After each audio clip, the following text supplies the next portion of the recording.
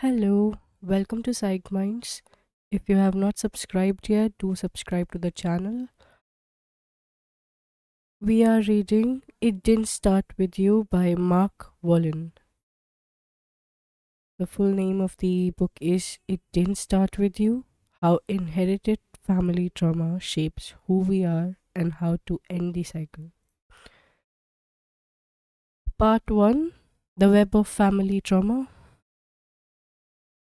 Chapter 1: Traumas and Lost and Found. The past is never dead. It's not even past. William Faulkner, Requiem for a Nun. A well documented feature of trauma, one familiar to many, is our inability to articulate what happens to us. Not only do we lose our words, but something happens with our memory as well. During a traumatic incident, our thought processes become scattered and disorganized in such a way that we no longer recognize the memories as belonging to the original event. Instead, fragments of memory dispersed as images, body sensations, and words are stored in our unconscious and can become activated later by anything even remotely reminiscent of the original experience. Once they are triggered, it is as if an invisible rewind button has been pressed, causing us to reenact aspects of the original trauma in our day to day lives. Unconsciously, we could find ourselves reacting to certain people, events, or situations in old, familiar ways that echo the past. Sigmund Freud identified this pattern more than 100 years ago. Traumatic reenactment, or repetition compulsion, as Freud called it. It is an attempt of the unconscious to replay what's unresolved, or so we can get it right. This unconscious drive to relive past events could be one of the mechanisms at work when families repeat unresolved traumas in future generations. Freud's contemporary Carl Jung also believed that what remains unconscious does not dissolve but rather resurfaces in our lives as fate or fortune. Whatever is not conscious, he said, will be experienced as fate. In other words, we are likely to keep repeating our unconscious patterns until we bring them into the light of awareness. Both Jung and Freud noted that whether it whatever is too difficult to process does not fade away on its own, but rather is stored in our unconscious. Freud and Jung each observed how fragments of previously blocked, suppressed, or repressed life experiences would show up in the words, gestures, and behaviors of their patients. For decades to follow, therapists would see such clues as slips of the tongue, accident patterns, or dream images as messengers shining a light into the unspeakable and unthinkable regions of their clients' lives. Recent advances in imaging technology have allowed researchers to unravel the brain and bodily functions that misfire or break down during overwhelming episodes. Bessel van der Kolk is a Dutch psychiatrist known for his research on post traumatic stress. He explains that during a trauma, the speech center shuts down, as does the medial prefrontal cortex. Medial frontal cortex, the part of the brain responsible for experiencing the present moment. He describes the speechless terror of trauma as the experience of being at a loss for words, a common occurrence when brain pathways of remembering are hindered during periods of threat or danger. When people relive their traumatic experiences, he says, the frontal lobes become impaired, and as a result, they have trouble thinking and speaking. They no longer are capable of communicating to either themselves or to others precisely what is going on. Still, all is not silent.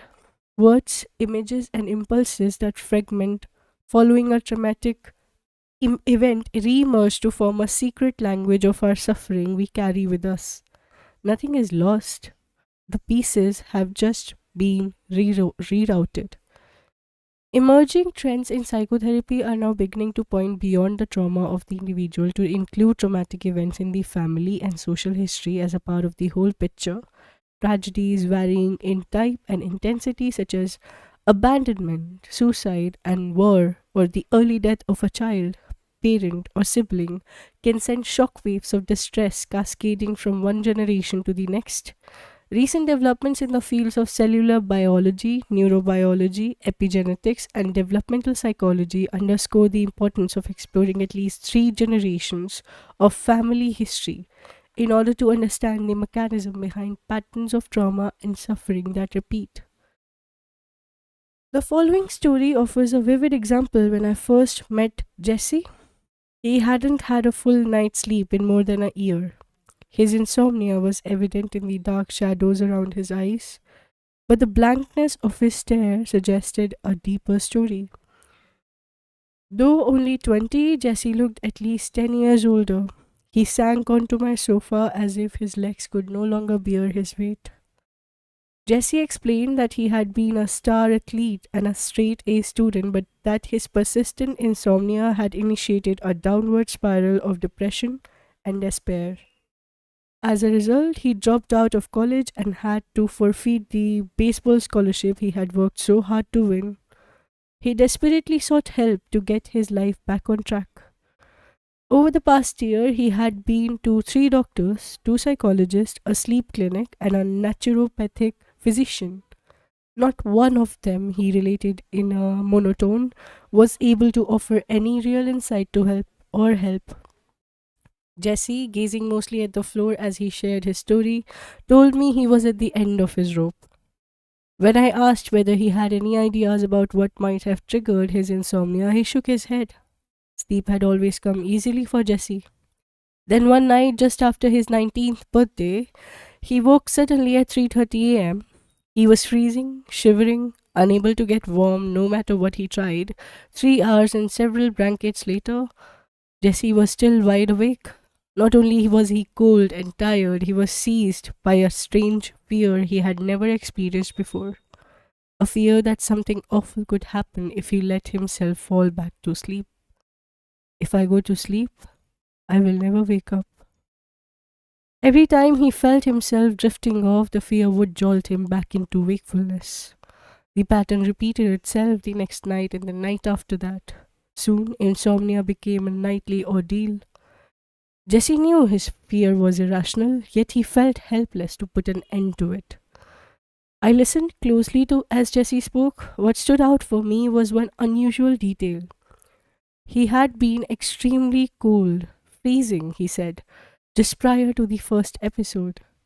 I began to explore this with Jesse and asked him if anyone on either side of the family suffered a trauma that involved being cold or being asleep or being 19.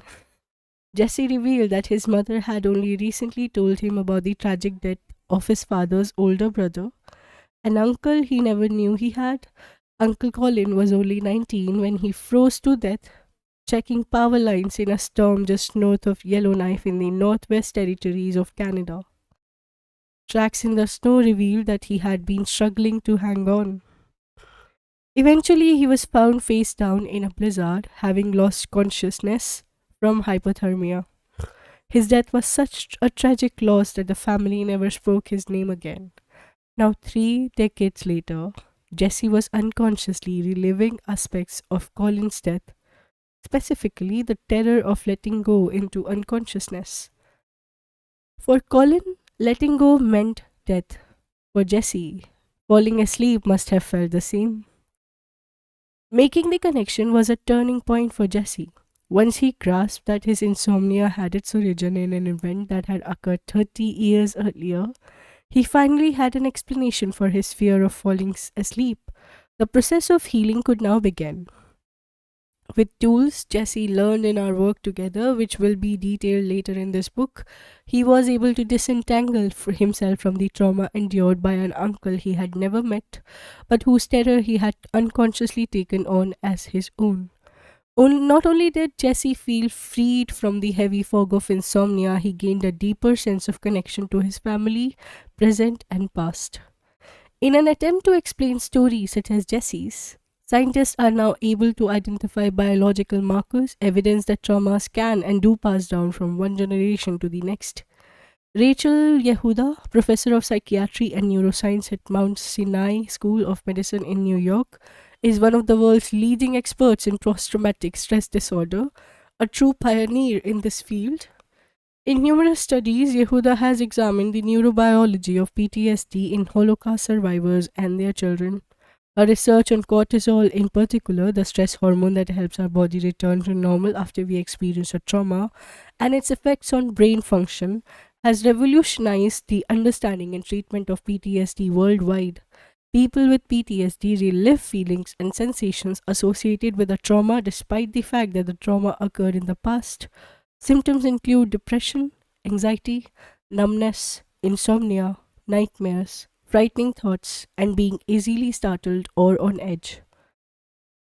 Yehuda and her team found that children of Holocaust survivors who had PTSD were born with low cortisol levels similar to their parents, predisposing them to relive the PTSD symptoms of the previous generations. Her discovery of low cortisol levels in people who experience an acute traumatic event has been controversial, going against the long held notion that stress is associated with high cortisol levels. Specifically, in cases of chronic PTSD, cortisol production can become suppressed, contributing to low levels measured in both survivors and their children. Yehuda discovered similar low cortisol levels in war veterans, as well as in the pregnant women who developed PTSD after the World Trade Center attacks and in their children. Not only did she find that survivors in her study produced less cortisol, a characteristic they can pass on to their children, she notes that several stress related psychiatric disorders, including PTSD, chronic pain syndrome, and chronic fatigue syndrome, are associated with low blood levels of cortisol. Interestingly, 50 to 70% of PTSD patients also meet the diagnostic criteria for major depression or another mood or anxiety disorder. Yehuda's research demonstrates that you and I are 3 times more likely to experience symptoms of PTSD if one of our parents had PTSD, and as a result, we are likely to suffer from depression or anxiety. She believes that this type of generational PTSD is inherited rather than occurring from our being exposed to our parents' stories of their deaths or their ordeals.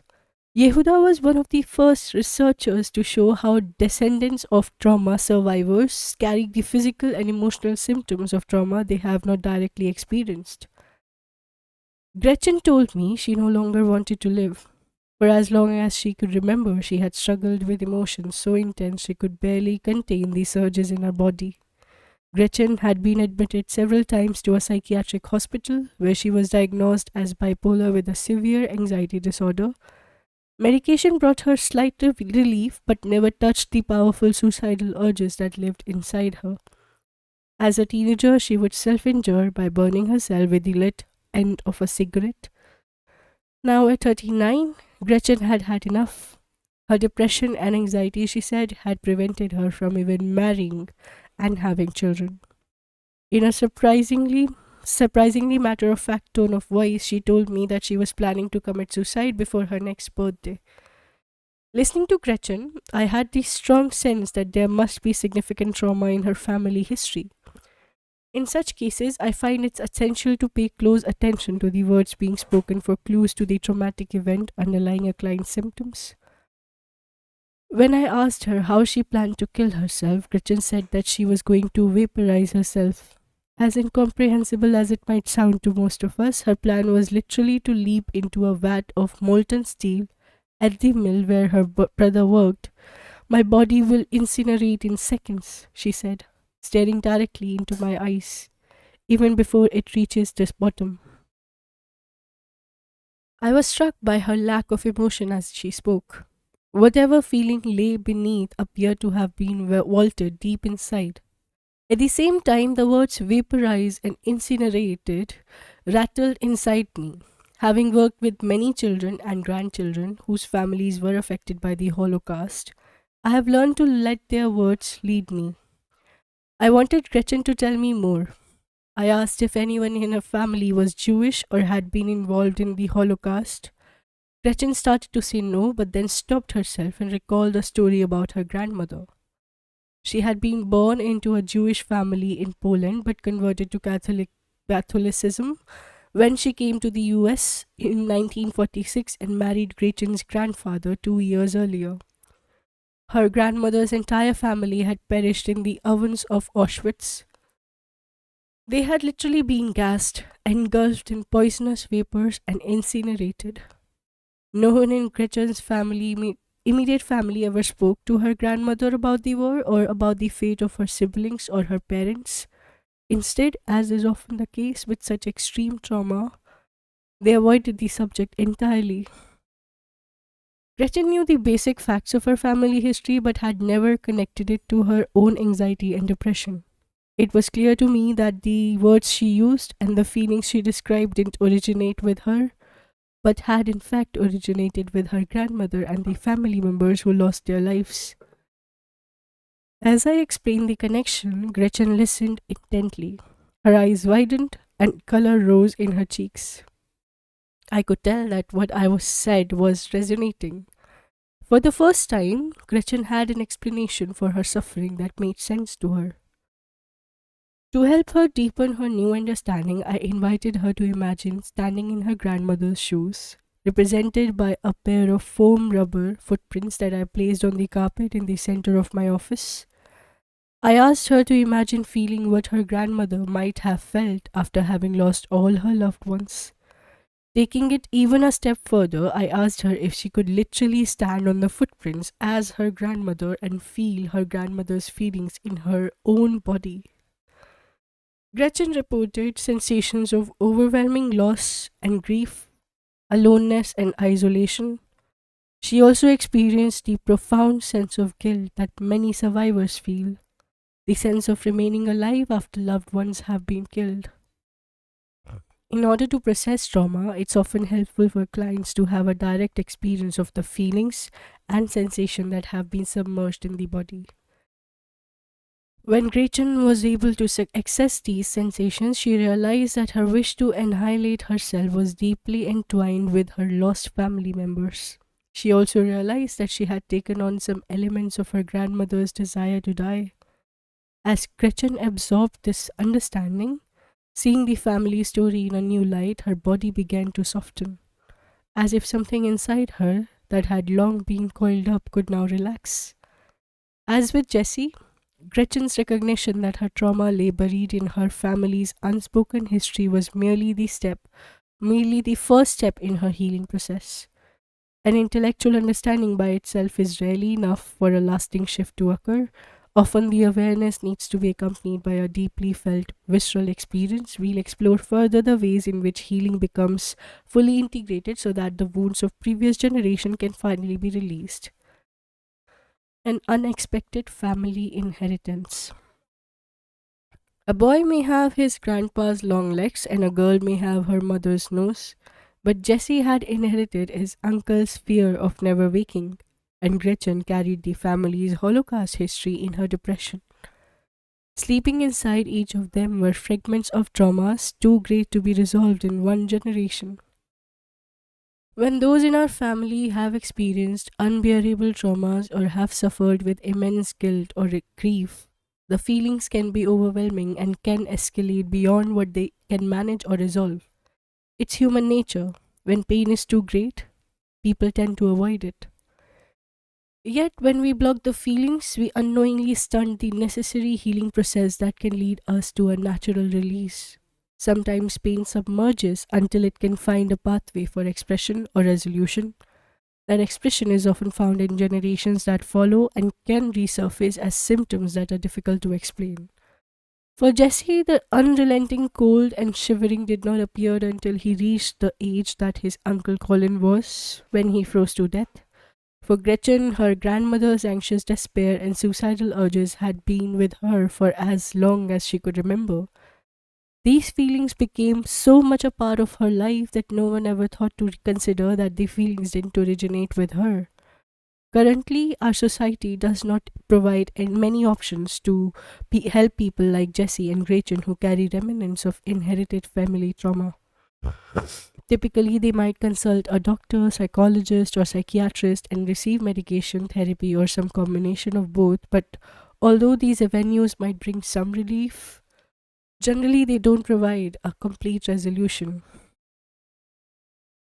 Not all of us have traumas as dramatic as Gretchen's or Jesse's in our family history.